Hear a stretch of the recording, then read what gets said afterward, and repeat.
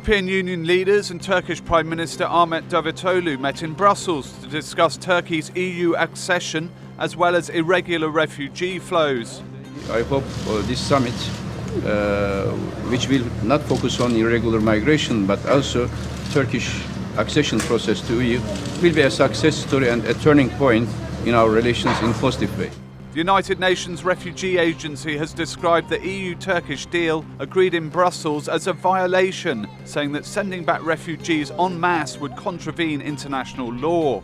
Collective expulsion of foreigners is prohibited under the European Convention of Human Rights, so an agreement that would be tantamount to a blanket return of any foreigners to a third country is not consistent with European law, is not consistent with international law.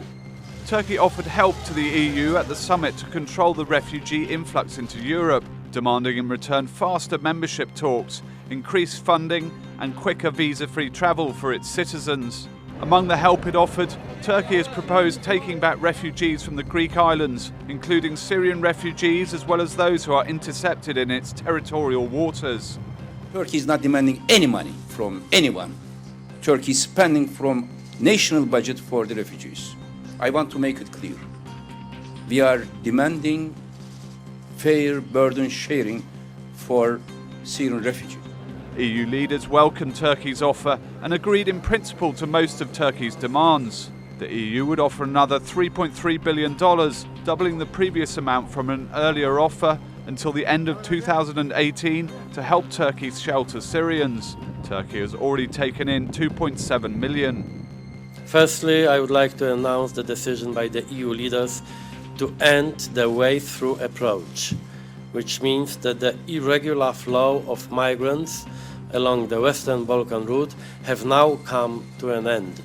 The EU also proposed that it would ease visa requirements by the end of June for Turkish citizens wishing to visit Europe's Schengen-area. This is earlier than was planned. The leaders agreed to the earlier date for visa-free travel if Turkey introduced biometric passports, which are more difficult to fake. British Prime Minister David Cameron has supported Turkey's proposal.